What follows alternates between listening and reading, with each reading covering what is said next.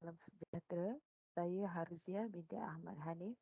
Hari ini akan membentangkan kajian saya pengaruh media sosial ke atas kemahiran berfikir kreatif pelajar. Kajian ini dibuat oleh saya dan juga rakan saya Nur Hazwani binti Nerahim. Okey.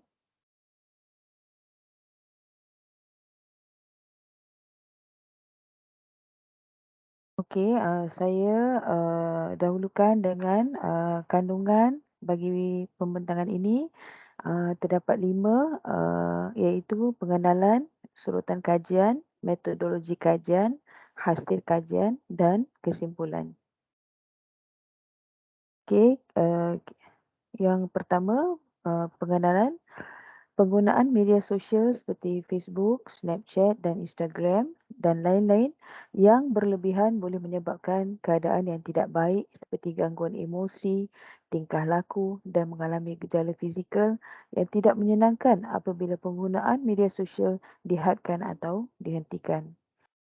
Fenomena ketagihan media sosial merupakan sebahagian besarnya boleh dikaitkan dengan persekitaran sosial yang didorong oleh laman rangkaian sosial. Penggunaan media sosial juga boleh menjadi bermasalah apabila seseorang melihat laman rangkaian sosial sebagai mekanisme mengatasi perkara yang penting untuk melegakan tekanan, kesunyian atau kemurungan.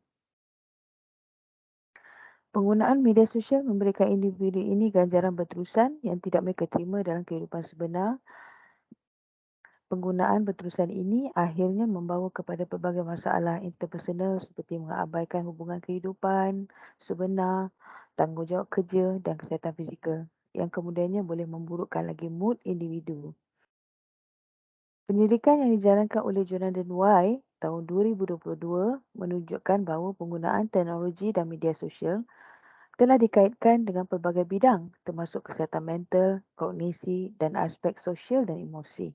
Namun begitu, timbul persoalan adakah penggunaan media sosial berkaitan dengan kreativiti? Okey, penyataan masalah.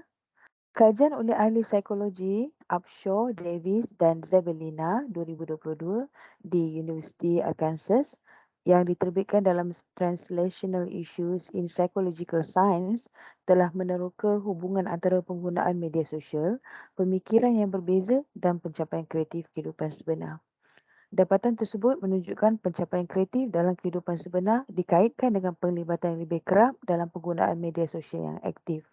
Berdasarkan kepada dapatan ini, kajian perlu dijalankan untuk melihat senario pelajar Politeknik Kota Kinabalu berkaitan dengan perkara ini.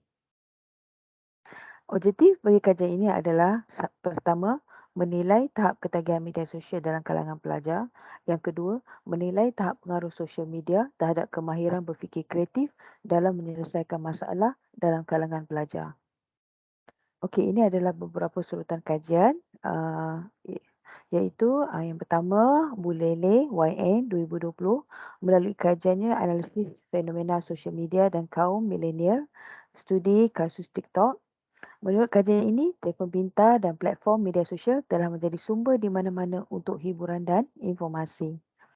Okey, melalui Upshaw et al. 2022, kajiannya I Create, Social Media Use, Divergent Thinking and Real Life Creative Achievement. Mengkaji hubungan antara pemikiran yang berbeza, pencapaian kreatif kehidupan sebenar, penggunaan media sosial yang aktif dan pasif dan ketagihan telefon pintar. Dapatan kajian menunjukkan bahawa keaslian pemikiran kreatif yang lebih besar dikaitkan dengan penglibatan yang kerap dalam penggunaan media sosial secara aktif, seperti seseorang dapat menyatakan idea dan pendapat serta mencipta kandungan. Seterusnya, yang ketiga, Setiadi A 2016 melalui kajiannya pemanfaatan media sosial untuk efektivitas komunikasi menyatakan telefon pintar dan platform media sosial telah menjadi sumber di mana-mana untuk komunikasi. Villarinho Pereira et al. 2021 melalui kajiannya Understanding the Use of Social Media to Foster Student Creativity, a Systematic Literature Review, menyatakan bahawa media sosial boleh memupuk kreativiti pelajar. Dapatan ini menjelaskan bahawa pencapaian kreatif dalam kehidupan sebenar sebaliknya dikaitkan dengan pelibatan yang lebih kerap dalam penggunaan media sosial yang aktif.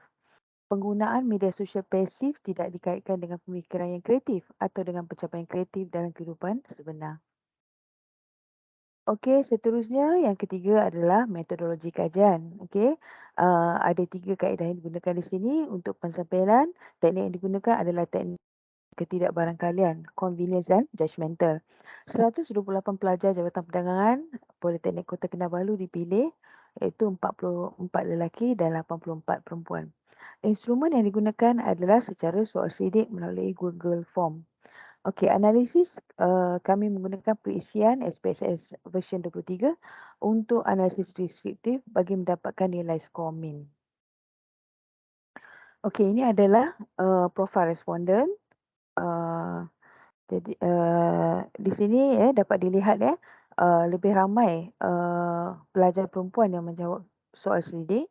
Begitu juga dengan program lebih ramai pelajar daripada diploma logistik yang menjawab soal selidik.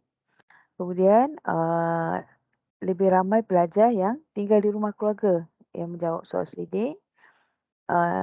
Okey, 53.1% pelajar yang menjawab soal selidik adalah daripada semester 5 dan 6. Kemudian kebanyakan pelajar kuota langganan data adalah tiada had, iaitu sebanyak 52.3%.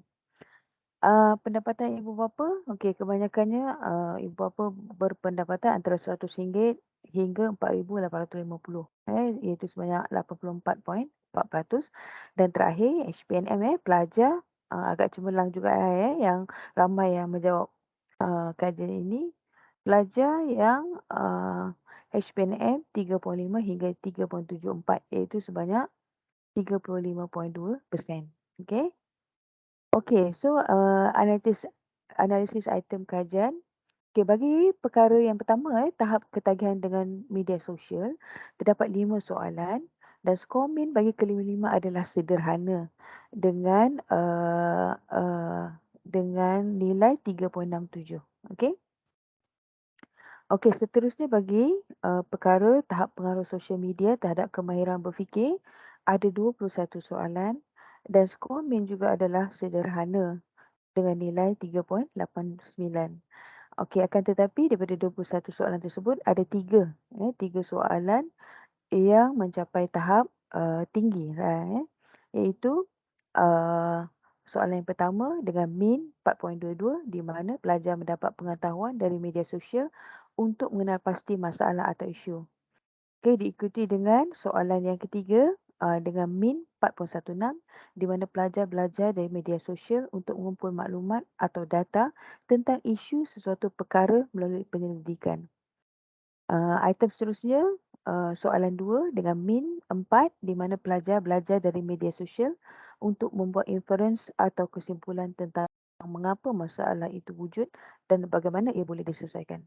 Secara puratannya, tahap pengaruh sosial media terhadap kemahiran berfikir adalah sederhana. Okey, kesimpulan. Hasil kajian menunjukkan ketagihan pelajar Jabatan Perdagangan Politeknik Kota Kinabalu terhadap media sosial adalah berada pada tahap sederhana. Ini menunjukkan pelajar tidaklah terlalu taksub melayari media sosial sepanjang masa. Begitu juga hubungannya dengan cara berfikir, di mana secara keseluruhannya media sosial juga memberikan pengaruh secara sederhana terhadap kemahiran berfikir pelajar. Kajian ini mendedahkan ketagihan pelajar terhadap media sosial walaupun berada pada tahap sederhana, tindakan perlu diambil untuk mengawal atau mengurangkannya sebelum ia menjadi bertambah parah. Pengawasan ibu bapa terhadap masa penggunaan media sosial oleh pelajar perlu ditingkatkan dan didikan agama perlu diterapkan supaya pelajar menggunakan media sosial dengan cara yang lebih berhemah dan bermanfaat. Pengaruh media sosial terhadap kemahiran berfikir pelajar juga berada pada tahap sederhana. Ini memberi gambaran pelajar mungkin menggunakan media sosial hanya sebagai hiburan, berkomunikasi dan menambah kenalan. Media sosial sepatutnya dijadikan medium mencari maklumat yang lebih berguna yang berkaitan dengan pelbagai ilmu dan akademik pelajar. Sekian, terima kasih.